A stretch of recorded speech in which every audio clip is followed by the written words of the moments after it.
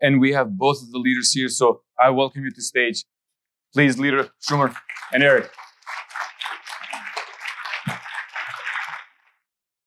Well, thank you, Ellie, and it's great to be here before such a distinguished audience. I want to thank my dear friend Eric Schmidt for inviting me and for his great leadership on this issue.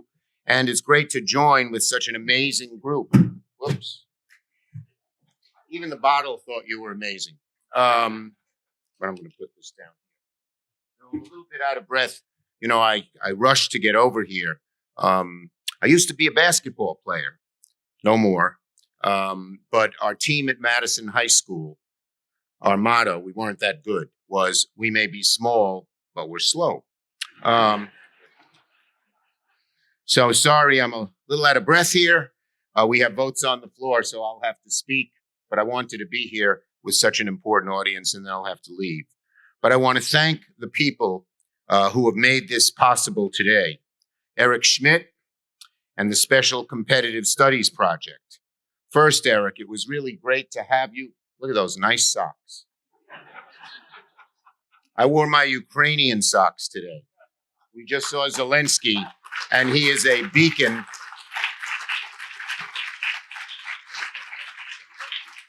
There you go. Thank you. Zelensky is really a beacon of strength and courage, and he's right at the fulcrum of the future of our democracy and dealing with brutal dictators. It's very, very important. So we're glad to be here. But anyway, Eric was at our inaugural AI Insight Forum last week, and he's been a great resource to me and so many of us in the Senate, meeting with us, testifying in committee, and sharing his expertise and your expertise on how to navigate the immense changes that are happening in technology and society. And of course, I have to thank every one of you in this room for promoting American democracy in a world defined by technological change. It was with help from a lot of you that we secured a historic accomplishment last year, enacting the CHIPS and Science Bill into law.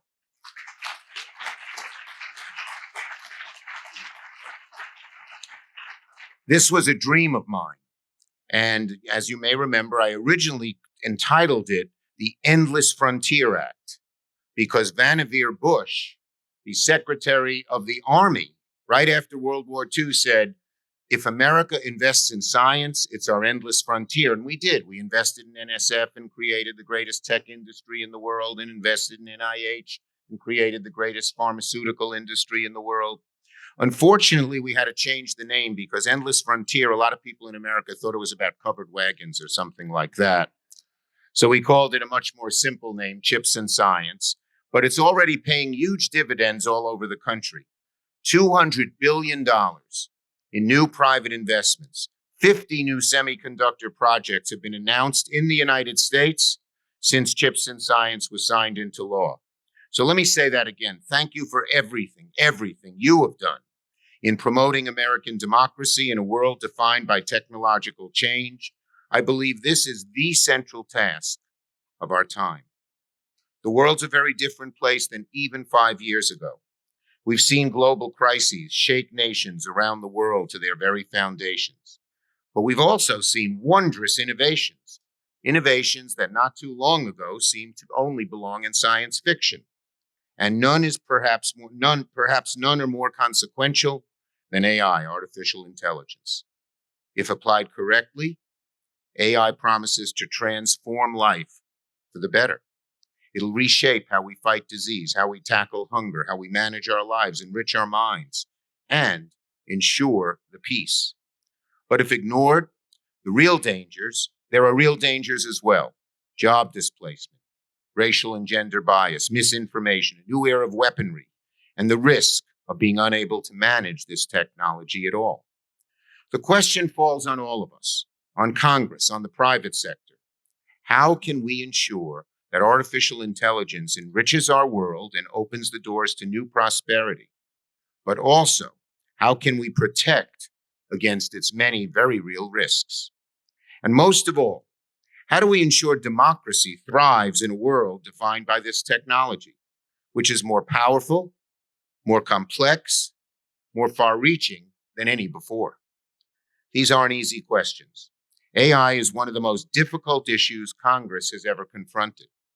In past situations, when things were this difficult, the natural reaction of a Senate or a House was to ignore the problem.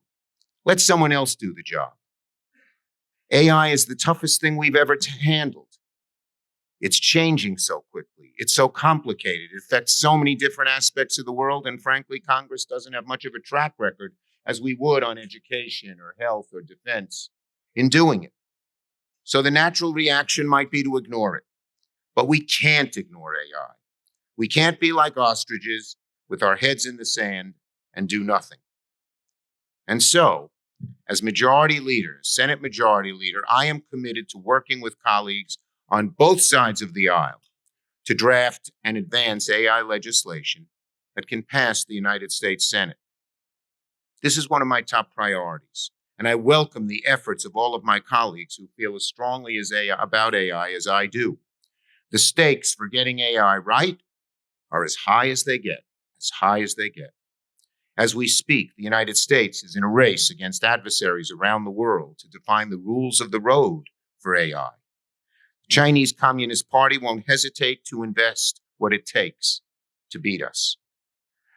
The best thing Congress can do right now is embrace bipartisanship. You don't pass much in the Senate without it, and dedicate the necessary resources to promote AI innovation, to ensure the right safeguards, and to protect our democracy. The worst thing we can do is run to our partisan corners and succumb to chaos and to gridlock. That is why I'm deeply worried, frankly, about what we're seeing in the House, where a group of 30 or so extremists are threatening to push us into a government shutdown. This small group of extremists have only one goal in mind, it seems: chaos. Imagine what kind of a signal a shutdown would send to the Chinese Communist Party.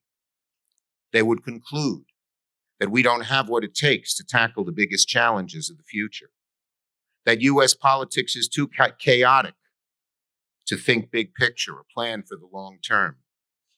This is a terrible message to send to the world, especially because the majority of us in Congress on both sides of the aisle want to get things done. If Congress is serious about addressing AI, the last thing we need is a shutdown. And I urge all of you, however you can, to impress upon Republicans of goodwill, and there are many, many of them, to resist the chaos of a small group of extremists. What we need most is bipartisanship. Now, thankfully, when it comes to AI, in our initial endeavors, we've seen a lot of it. Senator Rounds and Senator Young have been exceptional partners with Senator Heinrich and myself in creating our AI forums. I suspect most of you know that last week was a big one for the Senate AI. I joined with Senator Rounds, Heinrich, and Young, our bipartisan AI gang, to convene some of the top minds in artificial intelligence. It was precisely the kind of discussion Congress needs to hear if we're going to get AI right.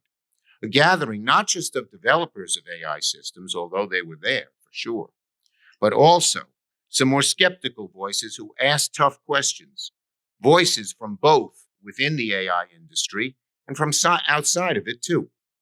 These forums will continue throughout the fall. We're trying to bring everyone to the table because everyone has a stake in AI's future.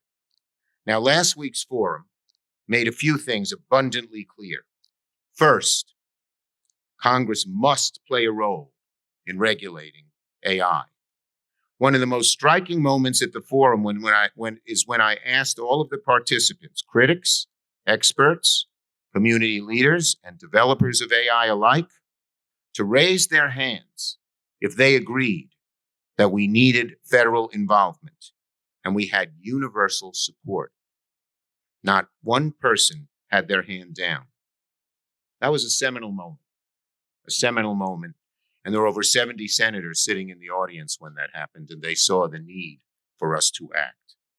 Second, most everyone agreed that one of Congress's priorities should be to promote and invest in innovation. Innovation must be our North Star. And I mean innovation in two senses. two senses. There's what I call transformational innovation, the kind of breakthroughs that can help us combat world hunger and help our kids in school and strengthen national security and even go after diseases like cancer. But we also need to invest in sustainable innovation. Innovation that has to advance so that the negatives in AI are dealt with, we're able to deal with them. It's to make AI sustainable. Innovation makes AI more transparent.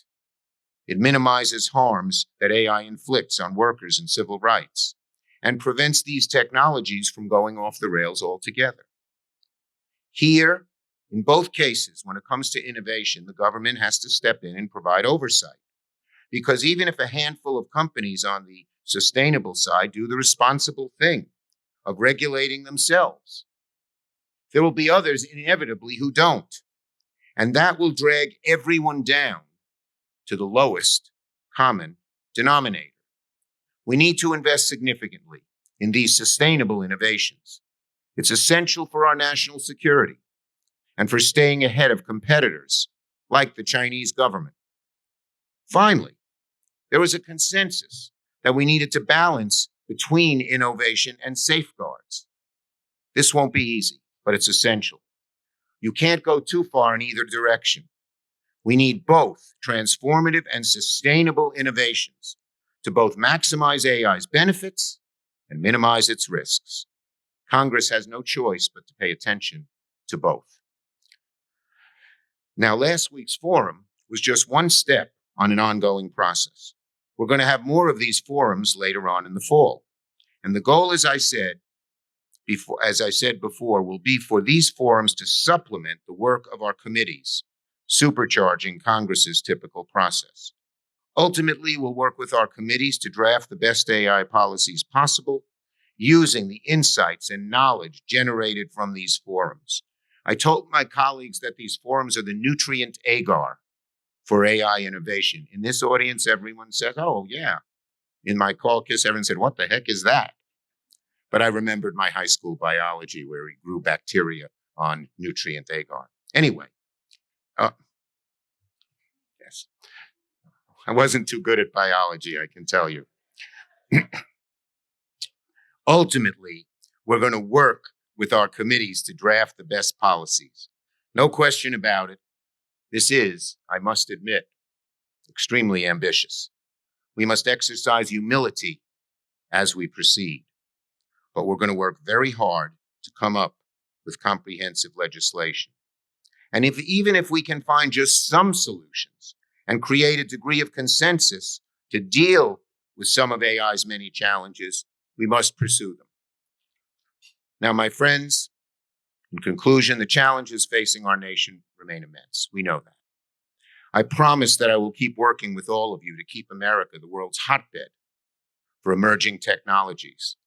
We cannot afford for it to be any other way, because all of these technologies, not only do they create tens of millions of good-paying jobs and happy American families, but they also ensure that our democratic values will survive around the world. At the end of the day, this isn't a fight for which countries have the best technologies. This is a fight for which countries' values will dominate this century. Together, we can make sure that technologies like AI are used to promote democracy, not extinguish it, to expand economic opportunity, not diminish it, and to enhance our nation's security and not threaten it. And most of all, to keep this grand, noble experiment, it's what the founding fathers called this country when they founded it, to keep America a beacon of hope for all the world for years to come. Thank you very much. Keep up the good work.